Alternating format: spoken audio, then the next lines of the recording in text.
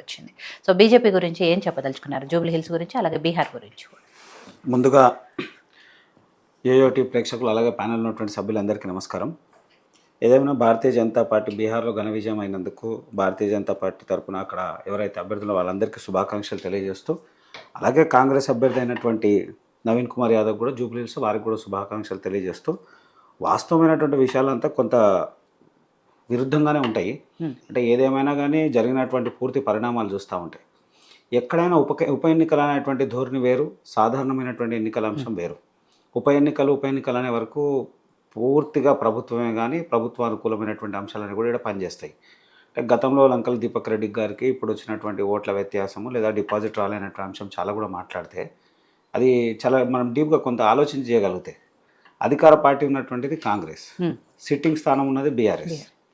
ఇంకొకటి కనీసం మా ఒక కార్పొరేటర్ కూడా అక్కడ లేడు. 7 డివిజన్లో కూడా మా కార్పొరేటర్ ఒక్కరు కూడా లేరు. పూర్తి స్థాయిగా భారతీయ జనతా పార్టీ ప్రజల్లో ఉన్నది. ప్రజా సమస్యల మీద మాట్లాడుతున్నాం. మా దీపక్ రెడ్డి గారు ఆ నియోజకవర్గాన్ని అంటిపెట్టుకొని పనిచేస్తున్నారు, ప్రజా సమస్యల మీద మాట్లాడుతున్నటువంటి అంశం ఎంత కరెక్టో అలాగే మేము సర్వశక్తులు ఆడ ప్రయత్నం చేస్తున్నాం, దాంట్లో ఏమాత్రం సందేహం లేదు. కానీ ఇక్కడ వచ్చినటువంటి వ్యత్యాసం ఎక్కడొచ్చిందంటే, బీఆర్ఎస్ పార్టీ చూసుకునే వరకు సానుభూతి అనేటువంటి అంశం, తర్వాత సిట్టింగ్ స్థానం అనేటువంటి అంశం, ఇక ఆల్రెడీ అధికారం ఉన్నటువంటి పార్టీ అన్ని రకాల ప్రయత్నాలు చేయడానికి సిద్ధంగా ఉన్నటువంటి KTR so and co batch.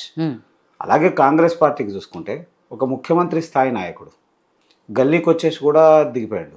అంటే అక్కడ ఉప ఎన్నికల్లో వేరే దగ్గర లేదా వేరే రాష్ట్రాలు ఉన్నటువంటి చోట కూడా ఈయన ఎన్నికల ప్రచారానికి వేరే రాష్ట్రాలకు వెళ్ళినటువంటి ముఖ్యమంత్రి ఇవాళ పక్కన ఉన్నటువంటి వేరే సమస్యలు అంటే వరదలు అవి వచ్చిన అవన్నీ కూడా పక్కన పెట్టుకొని వేరే అంశాలు కూడా పక్కన పెట్టి ఛాలెంజ్గా తీసుకొని ఇక్కడ పూర్తి స్థాయి 7-8 ప్రోగ్రాంలు చేసి ముఖ్యమంత్రి స్థాయి కూడా దిగిపోయాడు.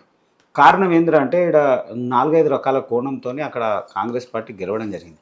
అందరూ అనుకుంటున్నట్టు ఏదో కాంగ్రెస్ వీళ్ళ అభివృద్ధి చూసి ఇంకేదో చూసి అన్నటువంటి పరిస్థితి కాదు.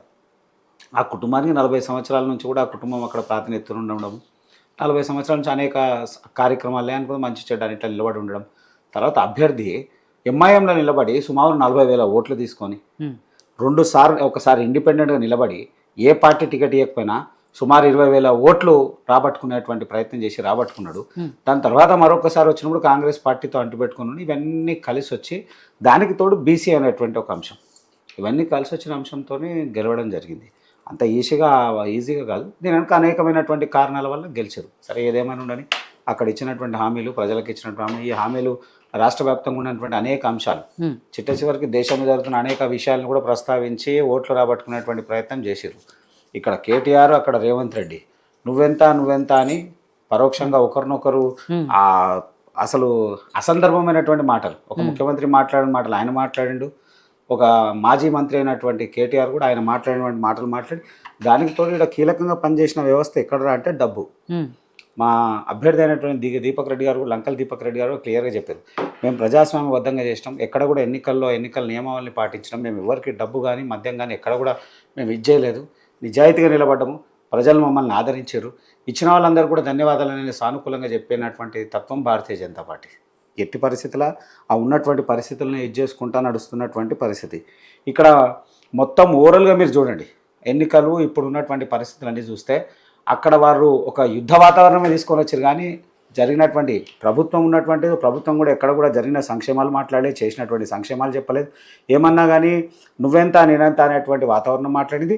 ప్రతిపక్షం అట్లనే మాట్లాడింది, అధికార పార్టీ రెండు కూడా. బీఆర్ఎస్ కూడా పూర్తి స్థాయి అక్కడ మాట్లాడినటువంటి వ్యవహారం అంతా కూడా చూస్తున్నాం. ఇక్కడ కొంచెం బాధ ఏందనిపిస్తే, ప్రజలు ఎటువైపు ఉన్నారంటే డబ్బు లేదా మద్యం వైపే ఆకర్షితులైపోయి వాళ్ళ అభివృద్ధి అనేటువంటి అంశాన్ని మర్చిపోయి అభివృద్ధి గురించి ప్రశ్నిస్తలేరు, అభివృద్ధి గురించి అంశం మాట్లాడతలేరు. ఇట్లా మాట్లాడేటప్పుడు ఇలాంటి రిజల్ట్స్ వస్తాయి. దాన్ని యాక్సెప్ట్ చేయాల్సిన అవసరం ఉంది. మళ్ళీ దీన్ని కొంతమంది మాట్లాడుతూ ఉన్నారు, ఏమని డిపాజిట్ కూడా రాలే అని. నేను దాన్ని కూడా యాక్సెప్ట్ చేస్తాను. డిపాజిట్ కూడా రాని కాంగ్రెస్ పార్టీ అధికారంలోకి వచ్చింది. అదే మీరు చూడండి, గతంలో దుబ్బాకలో కాంగ్రెస్కి డిపాజిట్ కూడా రాలే, హుజరాబాద్లో కూడా కాంగ్రెస్కి డిపాజిట్ రాలే, కానీ అధికారంలోకి వచ్చారు.